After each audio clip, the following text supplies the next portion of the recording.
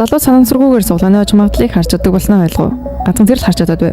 Залуу байгаад гараа сарахыг хараад дэлгүүр эзэн галзуурлаж бодлоо. Үнний эсийг шалгахын тулд 100 магадлалаа гэсэн нэг суулаа сонгов. Суулгаа шалгахад үнэхээр хоцсон бай. Дахин 100 өгсөн 2 суглаа авахад мөн адил хоёлоо хонжортой байлаа. Би одоо астаг хүн болж хөрхнүүдээ гээд зориуд тэгүү гэж харагдсан нэг суулаа сонгоход үнэхээр хожоогүй бай. Тэр үнэхээр хоёлын магадлалыг харж чадвартай болсон бололтой. Тэгэхэр чин баяжхан байх шүү дээ. Эзэн түнд заабалж үзтээ жижигхэн мөрөө бол зүгээр томроо дөрөл муу шүү гэв. Гэтэ залуу үргэлжлэлгүй дэлгүүрийн эзэнс 10 ширхэг суглаа гэлээ. Зөвхөн 100 өгсөн суулаануудыг сонгож авлаа. Тэгтэл авсан бүх суглаа нь хонжортой байв. Ингээд 10 минут хүрэх хугацаанд 3800 yen хожижээ. 如果能知道正经数额就好，比如能中100块或者其他数额。 Гэт бож дуусаагүй байтал суулаан дээрх тоо өөрсөлдөн тэр 10%, 20%, мөн 50% ч байлаа. Шалгаад үстэл тус устаа 10-20-50 yen хожжээ. Яг энэ үед дэлгүүрийн эзэн хэсэг зовсон маягтай ятгасаар. Энэ залуу нэг араас идээд мөнгө аваад зогтвол би компаниас мөнгө авч чадахгүй бол яана гэж бодлоо. Тэгээд залуу дахиж суулж болохгүй, суулгаас зарахгүй гэв. Залуу тэр үед эзэн санаа зовж байгааг гадарлаад түүний гарнаас хүчээр шахам магадлал тэгүү гисэн 20 ширхэг суглаа авч шалгахад бүгд хонжиргүй байв. Тэгээд зориуд сэтгэлээр унсан дүрсгэв. Тэгэхэд л худалдаж сэжиглээ болоо тайвшир. Үндэ залуу үний зориуд гэж түүний харлаг арилгах гэж байсан цалин юм шүү дээ. Одоо харин түүний тоглолт эхлэх мөчрлээ. Сонгосон бүх суглаа нь хоцоор байв. Сүүлдээ 10,000 yen-ы 100 магадлалаа гэсэн суглаа сонгов. 10,000-ыг хожлоо гэхэд эзэн инээгээд гээд хартал шоконд орлоо. Нэрэл хоцсон байв. Үнэн нь хожныг нь нэмвэл нийт 18,000 yen олжээ. Гэвч эзэн мөнгө өгөхийг хүссэнгүй.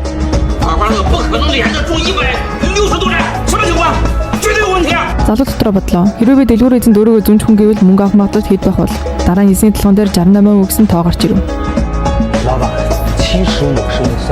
Гэж хэлэхдээ зэрэгцэн дэлгүүрийн эзэн дахиад ийм балан ямд хэн итгэх юм бэ гэд ингэ. Толгой дээрх тоог нь дахиад харахад 38 боллоо буурсан байлаа. Яг энэ мөчөд эзэн уцаар ярив. Дахин төлөлтийн алба түүнд 2 сая yen өгнө гэхэд шууд гэрээ байгуулъя гэд эзэн баяртаа уцаацлаа. Харин залуу түүнд та арай л багын нэхэж байна. Би танд хэрэг авах боломжтой тооцоолж өгье гэж хэлв. 对方能接受250万成功率400万450万报价400万对方肯定接受报价450万对方90%会接受小伙你到底行不行啊你现在打电话试试 Эзэн ганц удаа залгахад тэр газар 42 саяыг зөвшөөрчв. Өмнө нь нэгсэн 20 саяыг бодвол бүтэн 22 саяар илүү боллоо. Ийхүү эзэн түүнд талархаад суулаанаас сойдсон 18,000 yen-ыг шилжүүлж өглөө. Тэр амьдралаа өөрчлөх боломжтой боллоо. Ердөө өчтөрх нь тэр 100,000 yen өртөө. Түрээс өчтөлж чадахгүй ядуу залуу байсан. Жиний мөнх баяны хүү түүнийг ажил халаа зогсохгүй найз мөнгөч түүний нүдэн дээрээ зодуулсан. Олон жил өргөсөн найз бүсгүй хүртэл баяны хүүд булаалгасан байлаа.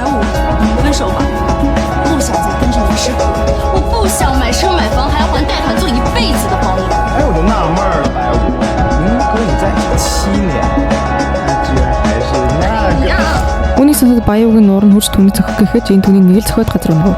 Цусан зүйлнийг нь чулуу дээр орсууд бүх зүйл өөрчлөгдөн тэр маргааш өглөөс эрэхтэн түүнийг бодомжинд хайчихсан байв. Тэр өөрөө мэдлгүй амжилтыг үргэлжлэн харах чадвартай болсон байлаа. 100,000 yen өр. Найз бүсгийн уралтыг бодоод суглааны газар руу явахаар шийдсэн. Тэгээд лихэнд гарсан явдал өрнсөн хэрэг. Тэр суглаар бачих нь арай удаан байна гэж бодов. Хизээ өөрөө төлөх вэ гэж тэр үрдчлэн томлохоор хүслээ. Дараагийн суглааны том шагналын дугаар хийдвэ. 我得做好事被感谢才能获得能量，对吗？50%，还得不要回报100%。这系统三观挺正。Явсар хуучийн эдлийн гудамжинд очлоо. Ингээд баяж боломж ичгсэн гэж юу? Тэр нэг худлааны зэг рүү очлоо. 他这个东西价值10万以上。100%。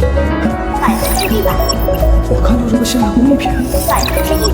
难道之前是那颗珠子？ Эзнийг үнэсэхээс айж санаатаагаар хурамч бууж авав. Эзэн түүнийг бараамт төгөө хараад 1 сая yen гэж амлав. Баяу жүглээ хитүнтэй байна. Нэмд нэг зүйл бэлгэлэг хэрэгтэй гэв. Эзэн ч миний санаа төгс бодлоо гэж бодлоо. Учир нь бүх бараа нийлээ 2,000 yen л хүрэх байв. Тэмээс тэр баяртайгаа зөвшөөрчээ. Баяу сая yen-ы бугуучаа аваад алтан царцааг бэлгэнд авлаа.